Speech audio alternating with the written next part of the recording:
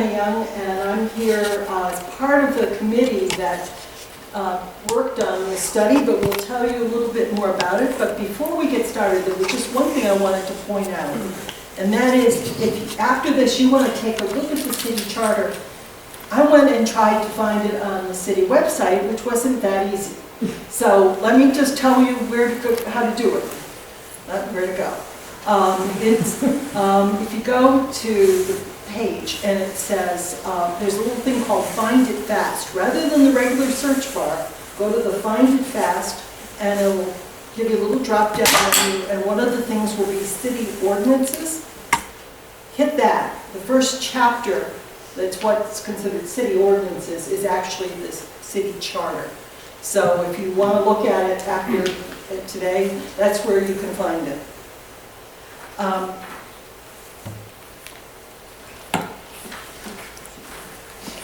So we're going to be talking about a couple of things. We're going to talk about, first of all, the powers between the Commonwealth and cities, because you're about to find out that the state controls an awful lot of what the city can do. We're going to talk about our charter, and then we're going to look at some of the other city charters of some cities that are of similar size to us, to get some general ideas about what they've done. The committee, we worked on this for a while, regular Wednesday meetings, and Shelley Downs was the chair of the committee. She couldn't make it today. She told us she probably wouldn't be able to. Mary Sue Simorowski, excuse me. Did I get close? Yes, that's okay. And then Deb Gutterson. So why are we going to study the charter? Well, first of all, one of the reasons we started to study, we started having conversations about things that we might like to see changed in the city. And people said, well, shouldn't it be, don't you have to change the charter to do that? And we said, well, we don't know. So we started looking at it. And the thing that particularly brought it up, at least for several of us, was we were curious about the fact that everybody talks about Waltham doesn't do a great job of planning. So, other cities have a planning board. We have a board of survey. And so we thought, well, maybe you got to change the charter to get a planning board. Turns out that the city ordinances set up the board of survey, and they refer to a particular set of sections in the Mass General laws that describe what a board of survey is. The next sections after that describe what was a later development in the idea of city planning, and it's a planning board, and it lays out what a planning board is, what it has to do, and how you transition from being a board of survey to a planning board. So anyway, it was kind of interesting. That's what got us started. We also wanted to understand, how do we affect our city? How do we improve it? When we get towards the end, we're going to spend some time on citizen initiatives and petitions. And so what we hope is that where the charter has been viewed as being somewhat of an instrument of stopping people, that maybe we can see that it's not in the way. This, I have to keep remembering, I gotta click this. The Supreme Court, back actually many years ago, in 1907, stated that the states are supreme, that municipalities really have to bend to the supremacy of the state. And that's really what you're going to see when you look at what we've done, and that's true of every state. So in our case, hello. Not that I really have to do that. So, what happens with the state is Massachusetts gives limited power to municipalities, and they lay out some basic choices for city charters and city governments, and then they determine later what areas the cities can control and what things the state is going to keep to itself. And So among the things that the state decides to keep to itself would be criminal laws and civil laws, especially civil laws dealing with commercial practice. So we can't go state that crossing the street the wrong way is a felony or something like that. They also, to punish a felony, we don't have any prisons that we can put in place in Waltham. There's the state, the police department must have a jail just to hold people, but we don't have the ability to imprison. And surprisingly, the right to dispose of park land is controlled by the state. A city cannot go we couldn't dispose of Prospect Hill Park without going back to the state to get permission. So I thought that was interesting that they kept that one to themselves. What was that? Except building water tanks. Oh, well, they were the ones that put the control in place to say, you've got to come up with new land because you took part of the city park. And you've got to basically make the park whole, which Berry Park, I believe, did. They also put some limitations on what a city can do. For example, state elections. Now, we actually run the elections in our own city. The city clerk does it. But the schedule, with the exception of a special election, where, say, somebody vacated a position, died, whatever, thrown out of office for some misbehavior, the state decides that we're going to have elections in the off years, and they set it all up. They also keep the right to levy taxes, not the amount, the kind of taxes. So you've got sales tax, meals tax, which was given to the cities and towns where they could take a higher amount instead of the 6.25%. City and town can, am I in the way, Randy? Okay.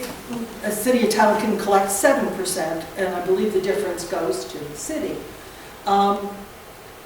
It also, for property taxes, one of the things we happen to check is kind of curious. We have in Waltham, we've got residential properties, both condos, and houses and apartment buildings.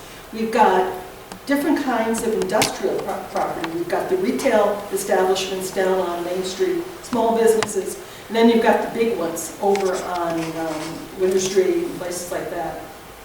And I think we may have a little bit of manufacturing. And so the question somebody raised was, do we have to charge the same tax rate to the small restaurant or retail store on Moody Street as we charge AstraZeneca over on Winter Street? And you can set 3 rates of taxes, one for residential, one for industrial, and one for commercial. Both the retail outfit and AstraZeneca, I don't know if they do any manufacturing, but most of those places are offices. They're commercial.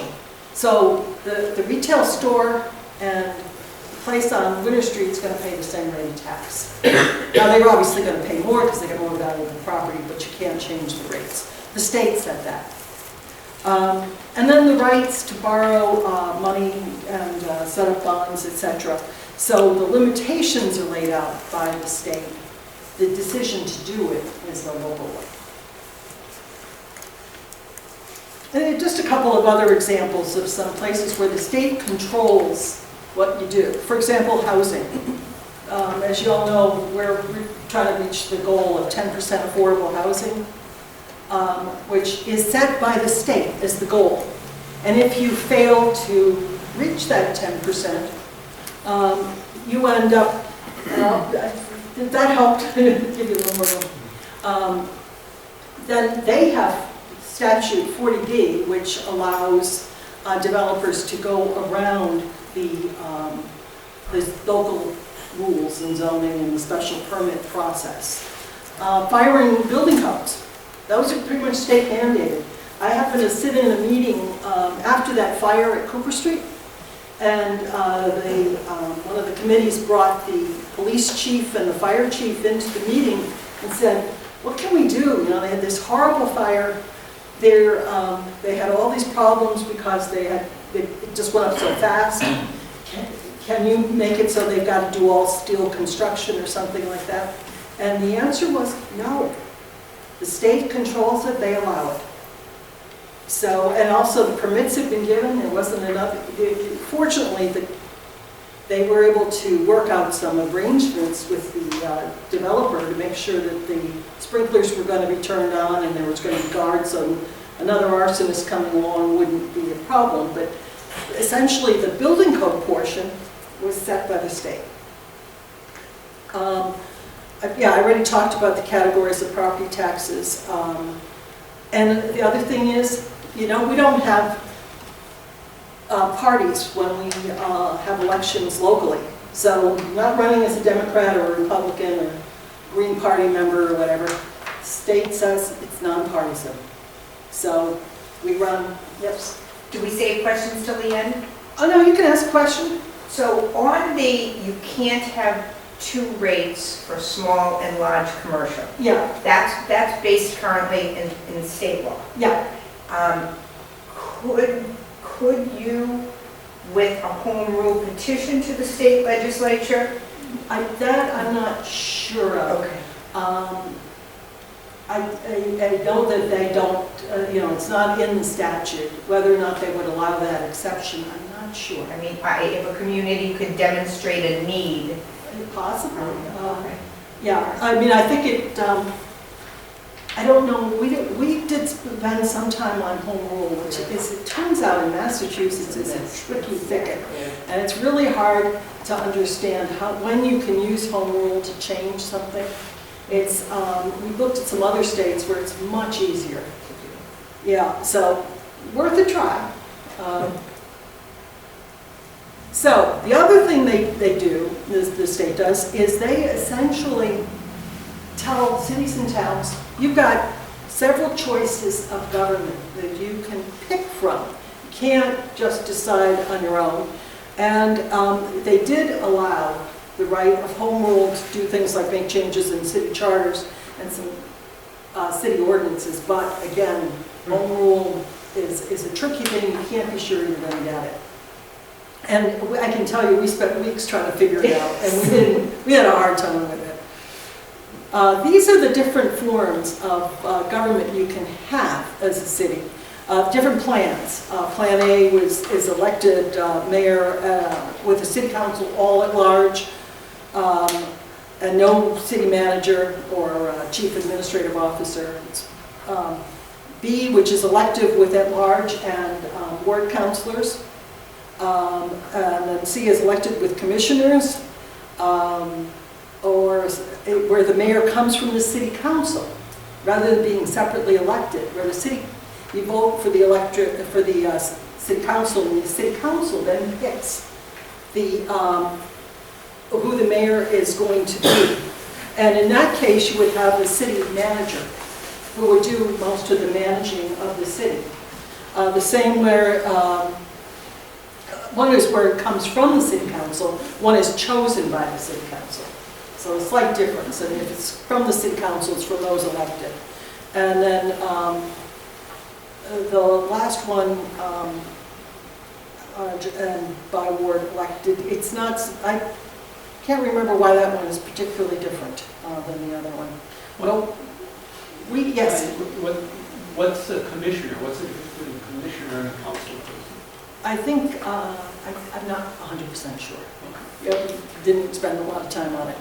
But at home, we can look for it and check it. Because I haven't found anybody who used it. That's right. Yeah, I mean, we went looking at different types and we just didn't find anybody using it. But just to talk a little bit more about home rule. Home rule started because it used to be that everything had to go to the state legislature. And the legislature essentially said, we're sick of it. One of the things that came up was small little things like affecting whether or not they were going to, in a particular town, I think it was Norton, wanted to buy safety equipment for its fire people, firemen, and the only way they could do it was to go to the legislature. I mean, it was that level of granularity had to go to the legislature. So the state said, we'll give you some more rights. And that was done back in 1966, effective in 67. So, you know, it does make sense that they shouldn't be dealing with those small things that we all deal with in the city level. Now, the Waltham City Charter, we picked Form B, which is a mayor and a city council with at-large councilors and ward councilors. And it's rather amusingly called, at least in my mind, a weak mayor system. Don't strike me as being that weak, but I thought it maybe give you some chance to get a sense of the charter. This is the ordinances of the city, this book. This is the charter, 15 pages. So it's more like a constitution than anything else. It lays out a framework for how you're going to govern. By the way, that it doesn't include the zoning code, which is this much. So, you know, it's kind of like the Constitution. You can get a little book that you can stick in your purse or in your suit jacket pocket, but just the tax code alone fills up this much. That's before regulations and everything else. So, so it's a very, very bare bones kind of layout. So, as you know, we have people elected at large and from the wards, and all we have today are at-large candidates. Oh, a ward candidate here, and councilors. So essentially, the framework defines the structure of the government. It's the executive, the legislature, and the school committee. We did not spend a significant amount of time on the school committee, but we'll kind of lay out the very basics of it for you. It delineates what the power is to each one, and then it includes some provisions that are more general, dealing with elections, how you take property, things like, and initiative petitions. And as I said, it's short. It's a whole 15 pages. We looked at some other ones, and we'll tell you a little more about those later. So, the basics of it, the charter for the city council, it's like, the charter set out a little like the Constitution. The first section laid out is the legislative, which is just like Article 2 of the federal Constitution. So, it lays out the legislative processes. And as you probably all know, we've got 9 ward councilors and 6 at large. And they have 2-year terms with no term limits. And the only thing that's in the charter talks about the council electing the council president. It says nothing about the council vice president, but that's okay. Because the charter also lays out what's the quorum. Like, it's always was a question, it's often a question in groups. You know, if you have a membership of 15, but only 9 show up, or you know, what does it take to pass it? Well, effectively, it says here, it still takes a majority of the 15, even though only 9 have shown up. It's not 5. So it allows the city council to lay out its schedule and its own rules. And seeing the city council rules, they've got a pamphlet. It's, what, about 20 pages? Something like that, with all the rules around procedure and some rules that I never knew. But for example, you're not supposed to talk when if something's introduced unless you signed on to it. Is that correct? Yes. Yeah. Everybody's learned them. And then the other thing is they set out the rules for publications and the number of readings that a piece of legislation has to go through. So there are provisions for when something's an emergency, where you can do it very quickly, but most of the time it will require multiple readings. But the charter doesn't lay out how many, you just can't do it all at once in one reading. And you can't do it at one meeting, assuming it's not an emergency, unless the city council, no one objects to it. If they object, then go over to another meeting. Emergency is a different thing. The interesting thing is, in the charter, it talks about publicizing everything in the newspaper, which might be an area where some change could be considered, since we've got one newspaper coming out once a week, and with one reporter, it makes it tough. And then it also, it's interesting, it says that the council selects the city clerk for a 3-year term. And that is the responsibility of the council. When we get to some mayoral responsibilities, you see that the council still has some other responsibilities when it comes to other people. But the only party in the charter that the council is responsible, other than themselves, is the city clerk. Getting to the mayor. So the mayor is the sole executive power in the state. And a term of 4 years. Again, no term limits. And the mayor, and it's interesting, the whole charter, by the way, is all written with a male pronoun. So I find it amusing every time I read it. It was last amended in 1986, so it was a while ago. But the mayor appoints all the department heads and most municipal boards, but subject to the council approval. I think there are 2 boards that the city council does by itself, but I'm not, I think it's the health board, but I'm not sure. But the Community Preservation Committee has 4 members who are selected from the public. The other 5 are mandated by law. 1 comes from the Concom, 1 from historical, 1 from recreation, 1 from housing, and 1 from survey and planning, which are appointed by the mayor, the committees are, and then those committees self-select who would be on the Community Preservation Committee. But the 4 other members, when the membership was increased to 9, strictly the city council that controls that. The interesting thing is also that the mayor, when appoints department heads, technically it's only for 3 years. And so I don't know if any of you have ever seen in the newspaper, sometimes you'll see a job posting, and you say, I didn't know the planning director was leaving, or so and so. It's not. It's a meeting the formality of a 3-year appointment. So anyway, the mayor can call a special meeting of the council, and the council can also ask the mayor if she would come, she or he, but since we have female ones running, I think we'll stay with she. The mayor can come in personally or send in a delegate. And then when it comes to an action taken by the council, the mayor has 10 days to veto it.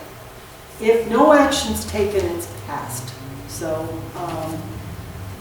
and if it fails, it can go back to the council. The council can take a 2/3 vote to override a veto. The school committee, just a real quick, the mayor is the chair of the school committee. There are 6 elected members. They each have 4-year terms, so half are elected every 2 years. There's no term limit again.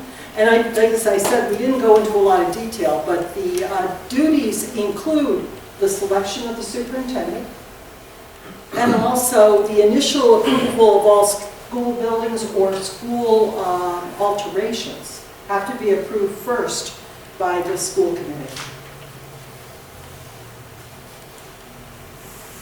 The rest of the charter has kind of a whole potpourri of different things that need to be considered. There are obviously, there are rules for ballots, for elections, etc., what you have to do as a candidate. It lays out, for example, that the fact that everybody running for office has got to fill out the petition, get 50, at least 50 signatures, etc. Lays out the rules for preliminary elections. and all of those kinds of activities. It lays out how a charter is to be adopted. Because when you go from one city charter to another, there are a lot of things that you might change, but how do you flow between them? And so can we see Kathy back Yeah, I there? guess. Is that the charter talks about the transition from one charter to another.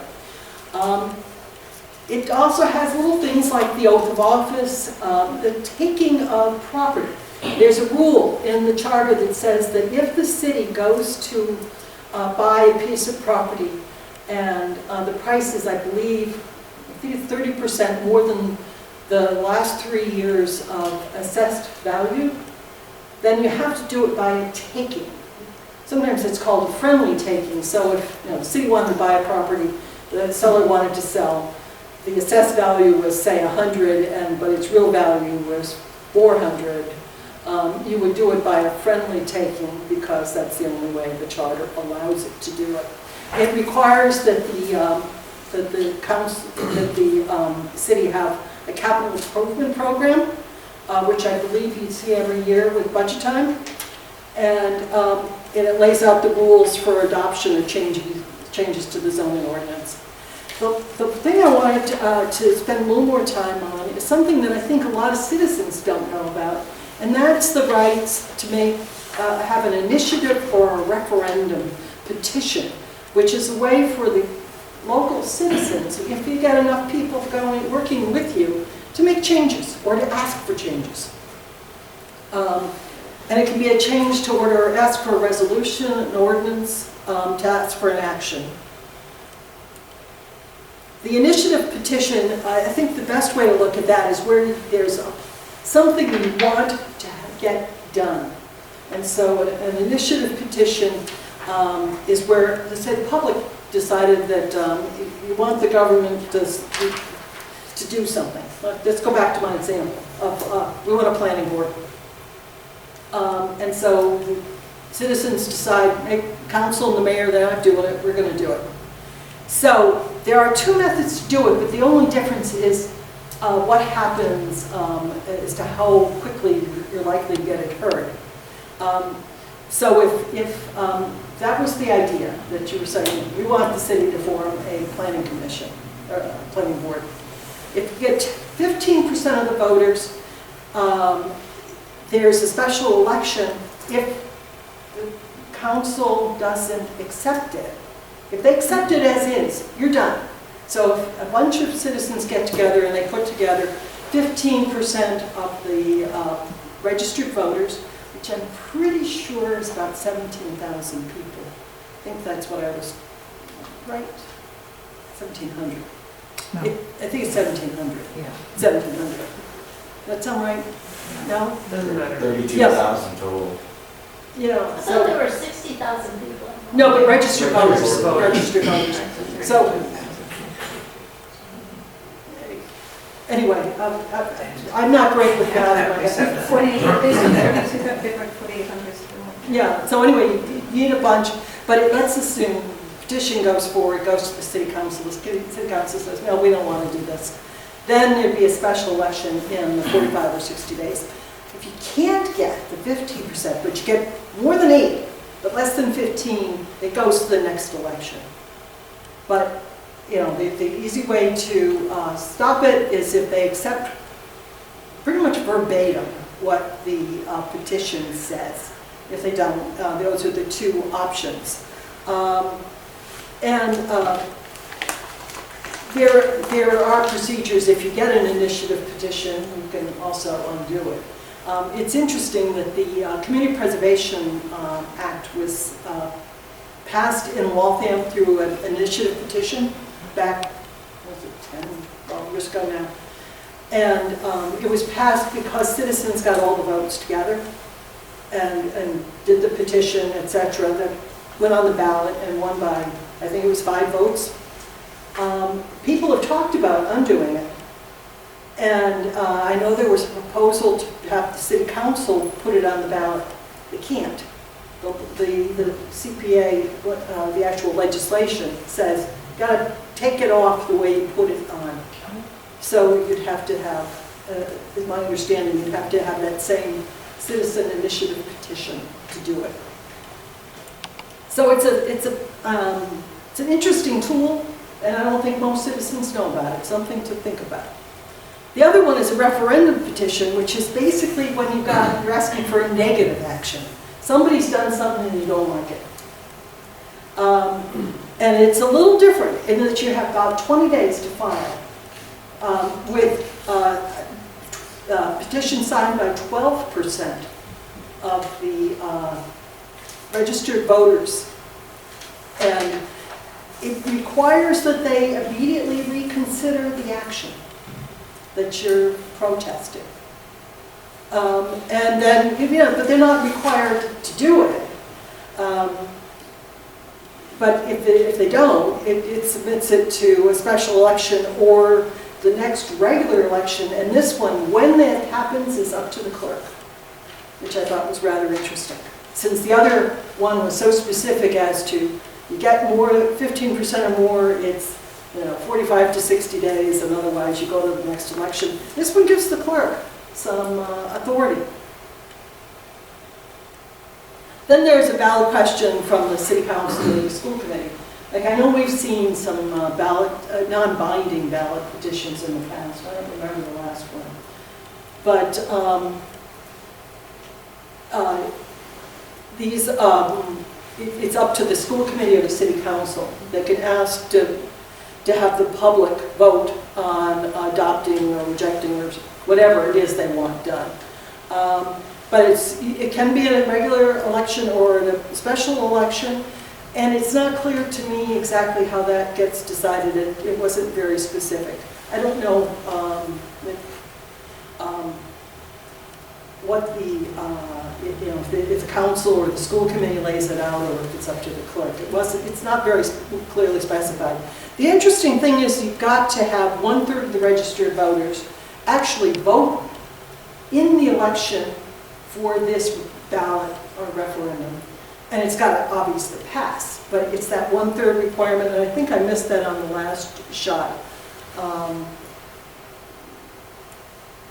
Yeah, the same is true of the initiative petition. A third of the, you've got to get enough interest, not only to get your votes on the petition, but you've got to make sure you get 1/3 of the registered voters to actually come out and vote. So it's not easy to do this, but it's an interesting tool.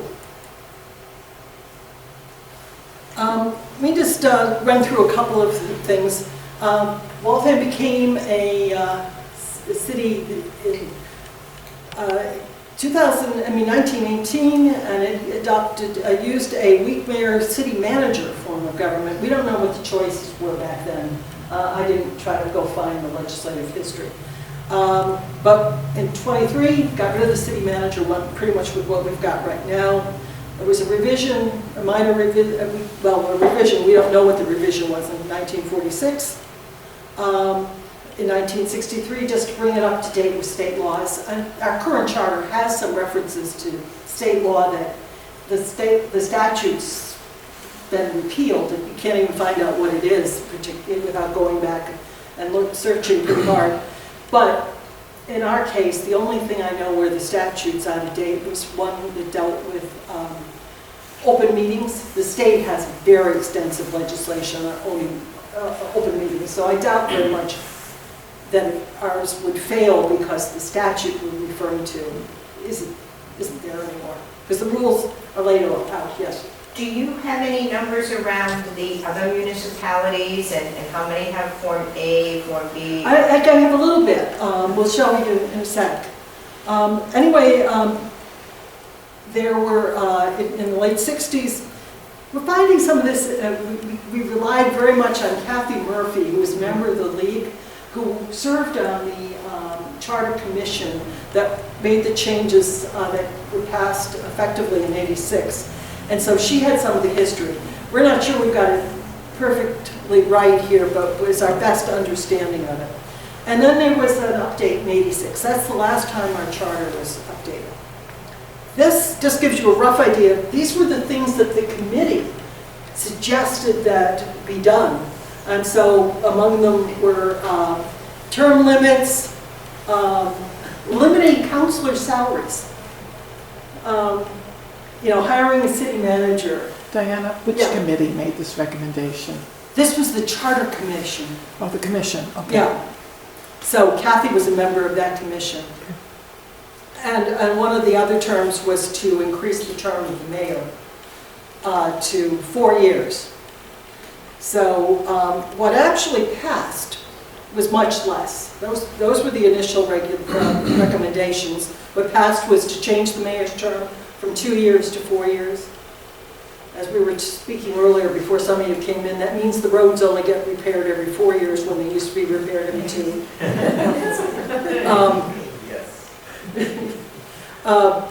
There's an ability, if a vacant position, say commission had a vacant position, and the mayor hasn't appointed somebody, city council can do it. There are rules as to how many days you've got to work, how many days position has to be vacant.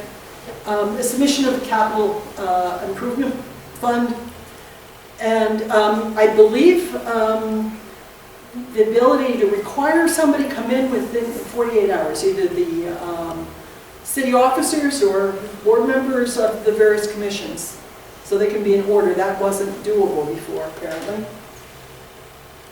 Now, let's just real quick, we're just going to give you a little bit. I've got a chart that will show you more information. One of the things we did as part of the study is we talked to Newton, because Newton went through this very difficult and long charter commission to change their charter, looked at all kinds of things. They have a huge council. They've got 24 members. And it used to be called aldermen, now they're city councilors, but 24 members. And they wanted to change it to have it be 12, which, so that would be smaller than ours. But the weird thing they put in, which different than any other place we saw, was they wanted to have everybody vote on ward councilors. So it would be a ward councilor would be responsible primarily to serve the population in their ward, but that everybody in the city could vote for him. And that was not well thought of. And based on the signs I saw, that's what killed it. They also were going to put term limits on their mayor and the councilors. So it was defeated. Based on the signs, I think it was because people were very uncomfortable in losing the ability to vote for their own ward councilors. So, but I thought it was an interesting idea, because when you think about it, if you have something that you want to see go through the city council, the ward councilors have the majority. So you've got, is it 9 ward councilors, 8 is a majority of the council, but yet you can't really influence anybody but your own as strongly as you would if they had to had to get their votes from everybody. The other one that we did a special look at, and then we'll get into more detail, was Framingham. Framingham was a town until January 1st, 2018. And so they went through the charter process to build a city charter. And what they did was they went to the Collins Center, which is, I think it's a government research group at UMass Boston, for help. And they also looked at 2 of the most recent city charters, Braintree and Weymouth. And they had some sections that ours don't, which are interesting.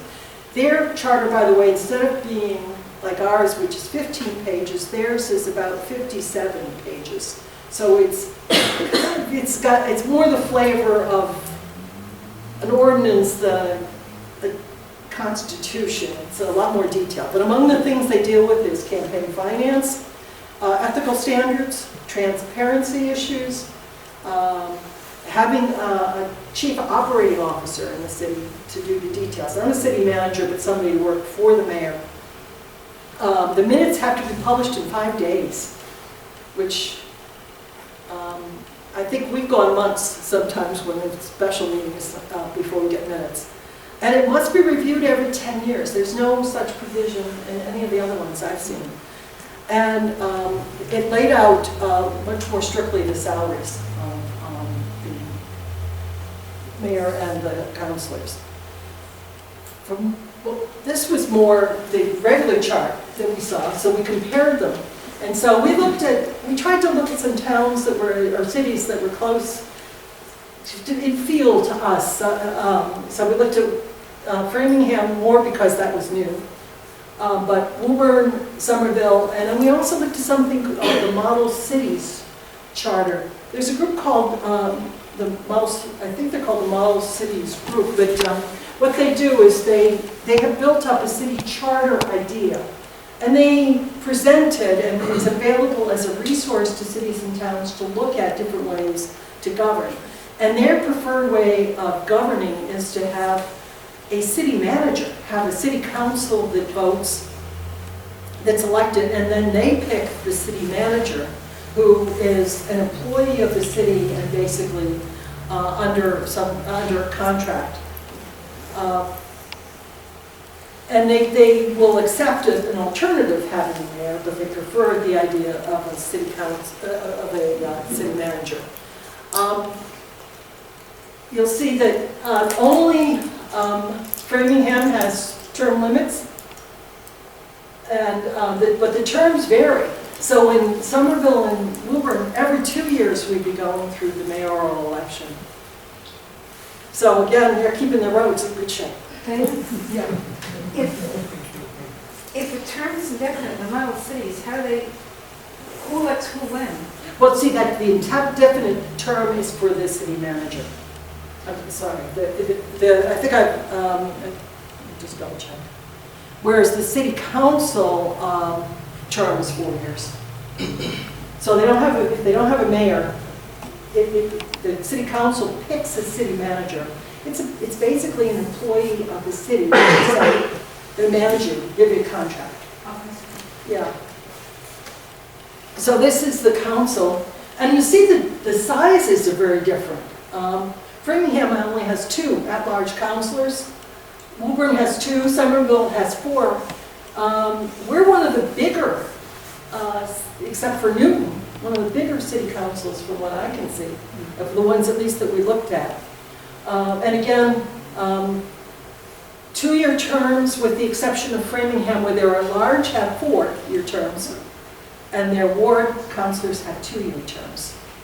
And they're basically allowed, I believe, to serve for 12 years consecutively in each one of those positions before they have to step away.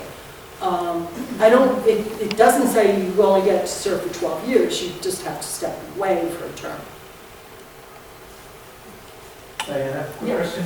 Did all these changes to Framingham happen because of the change from town to city? Yeah. So all that was not like that until last year? Yeah, as a town, I don't know how they govern themselves. Okay. But being a city makes a lot of changes. I don't know if they could have been a town meeting type of government or not. Okay. I just thought it might be interesting to see when these particular charters were passed. Ours in '86, Framingham obviously in 2018, it was effective January 1st.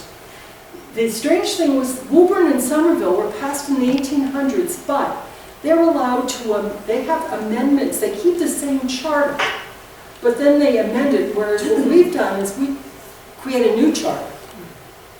And our charter, the way it's laid out, would require that again if we were to make changes. It's not just an amendment process, so that's the difference in the way they're organized. But you can see the difference in the size. Woburn's at 36 is actually because all the amendment history is in the charter. It would be much shorter too. But Somerville's only 11 pages. They're very, very framework oriented. Does it also say he instead of he or she? Yeah. I don't know about Framingham. I know Framingham. But almost, in 1800s, women didn't have the right to vote yet. So some of the thoughts that we had, just to finalize, we realized that the charter probably isn't a stop to very much that we want to do. Maybe changing terms, you know, if you wanted to have city councilors have a 4-year term, or if you wanted term limits or things like that. The charter is pretty general, and most things aren't really being stopped by the charter. The state law might be stopping it because the state has an awful lot of control. Or this, you know, it's just a matter of people use it. I think once in a while I've heard it used as an excuse, and if you didn't read it, you wouldn't know. That the other thing was some of the things that we thought were interesting with the idea of finance, campaign finance law, a mandatory charter review we thought might be interesting, and worrying about keeping some provisions in for ethics or transparency. And we kind of went back and forth. You know, you saw Framingham with 57 pages is not a general charter. Ours is very, very general. And we know that the Newton League, when they talked to us about their charter commission, they recommended that you keep it very general. But that would be a concern if we ever decided we wanted to look at a charter. By the way, that could be, I think, an initiative petition, if anybody's in the mood, to ask for one. But what it does is, by keeping the charter more general, your ordinances, which are much easier to change, gives you more flexibility, is the thought. And that is where we are. So, it's kind of what we learned. Are there questions, anything that we didn't cover? Yes? You've described the city government here as a weak mayor system. What is a strong mayor system? How is that different? Well, that's why I laughed, because I think that we have a fairly strong mayor. I think it's really in the way the governing takes place. That I think mayors learn how to turn the levers of power. So why it's called weak mayor is beyond me. I probably didn't make that clear. I don't know why it's called that, but it always has been referred to it, and everybody kind of chuckles. So is there one of the forms that's called a strong mayor? Not that I've seen. Yeah, not that I've seen. Yes? The only one I always hear about being a strong mayor, weak council, is the city of Boston. I've always been told that. Oh, yeah. I don't know how that Yeah, well, I works, do. but that's Yeah, I what I think- told. Council of They don't have as much power as council Oh, of city yeah. of Waltham. From what I've heard, I don't know this. Yeah, actually, no, that makes sense, and a lot of the provisions that deal with the cities and towns other than Boston are different. Boston has an awful lot of provisions in the state legislation that gives them special rules. Like, for example, I believe it wasn't just, you know, probably 10 years, maybe more, that the mayor decided that the school committee, that he was taking the power of it, and he was going to appoint it, whereas that had always been an elected position. And the mayor was allowed to do that, so that would be a fairly strong argument. Yeah. So, Yes? I wondered if it might be useful to read what came out of our earlier charter study years ago, and how many of those items are in the charter. I find it interesting that at least one of them is there and not being, Well, which one? Is it? well, this one particularly. This one, the law of 90 days? Yes, but these were all what the league came up with after. Okay, well, let me read them, and then Joan can explain them in a little more detail. Waltham's Chitty, this is from the committee. Was it this? This is a league, This is the league study of the charter back in. Yes, and it was not that, Early 1980s. Yeah, About 84. it was since then, and some of this has been since then. Oh, okay. It says Waltham City Charter in its form of Plan B government with attention to the mayor's responsibilities to the city council. That's the topic. Formation of qualifications for the appointed positions in Waltham government and observance of these qualifications in following positions. I'm afraid I don't quite, oh, these are what things that It's the start, first word is support. support Waltham City Charter in its form of Plan B government with attention to the mayor's responsiveness to to the city council, support formation of qualifications for the appointed positions in Waltham government, and observance of these qualifications in filing positions. Yeah. Support vacancies on boards and commissions, should be published, encouraging citizens to apply. Should be. Okay. Support allowing 90 days, and I was interested to see this was a reference, this was in the charter because it's not being done. Allowing 90 days for the mayor to fill vacancies on boards and commissions, after which time the power of appointment becomes the responsibility of the city council. Yeah, the charter actually has a provision that allows. And that's not being done. Yeah. The thing that's interesting though, it says when there's a vacancy, but it also allows that if there's somebody appointed to most of the commissions, it doesn't work for things like the CPC, that the person stays in place until replaced. So it would only apply if somebody says, I'm leaving the position. If they just stay and the mayor doesn't get around to either reappointing that person or appointing somebody new, it's not vacant. No, but it still has to be reappointed.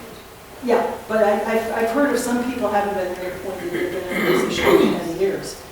Then this is the one, I wanted to read this because this was one of the league's big benefits, that's why it was in the charter change. What was this, comprehensive, support comprehensive 5-year capital improvement Yes. plans, revised and extended each year and submitted by the mayor to the city council 6 months prior to the end of the fiscal year. Yeah, that was something the league. And I believe that happens. It is now there. I don't know about the 6 months, Yeah. but it's clearly done, yeah. Yeah, that was, that is specifically mentioned as in the kind of old general provisions. Any, yes, Diane? So I may have missed this because I came in a little bit late, but you had put up on one slide, I think it said 1984, and some recommendations for Yeah. changes to the Waltham Charter. Who did that review and made those recommendations? Yeah, I believe there was from what we understood from Kathy Murphy, who was a member of it, they had a commission set up to make recommendations as to what changes should occur in the city charter. And this group it included the mayor at the time, who was Mayor Clark, I believe. So they made the recommendation to make changes. I mean, that was not that long ago. Was the city able to provide you with the records from that commission? No, we got them from Kathy. We got Kathy's records. We didn't ask, but based on what I've asked for records. Based on past experience? They can't find them. So. But it would be interesting to know, I mean, because when a commission meets, when a commission is formed for a special purpose, I mean, that's a significant, Yeah. task. And I'd be interested to see what was the discussion, right? And what do the minutes look like to support Do we have each actual one of minutes to those remember? recommendations? Yeah, I know we had her notes and things like that. We didn't have the minutes. It's a good thing you had her records. Yes. But Colleen, you had a question. I'm just curious, the slide that had the model cities, it mentioned no term limits. Was there any expansion on why? Well, there was no term, there might be. It's a fairly complex document. I could check that and see, but Just curious if they had a rationale for. they have quite a bit of information as to what they're doing, but Are you talking about the city manager, Colleen? I think it was on both, right? well, no, the city manager was an employee, but it was on the Oh, that's right, city every 4 council. years. Yeah. So they have but I don't think they put a term limit. They put a term on the councils, but I believe it was no term limit. But no, I don't know what their rationale was offhand. I'm just curious, 'cause Yeah. and it seems like from looking at the other models, the other cities really, Birmingham's the only one. Yeah, it's interesting. Excuse me, Framingham was the most recent Yes. one. Okay. Yes. The other thing is the model cities is actually looking at something that's not for Massachusetts particularly. It's a nationwide proposal of ideas. So it can be used in any city. So, any other questions? Very well. Let me just, to finalize, there are going to be candidates nights coming up. And I don't have all the dates. Do you? Friday, the 18th, Is the ward is councilors? Board Councilors, and then Wednesday, the 23rd, Third. I think, is the School committee. and then Thursday, the 24th, Is the, Councilor at Large, and the 29th is the mayoral. and Tuesday, 29th is the mayor. All at Government Center at 7 o'clock. So thank you very much. Thank you.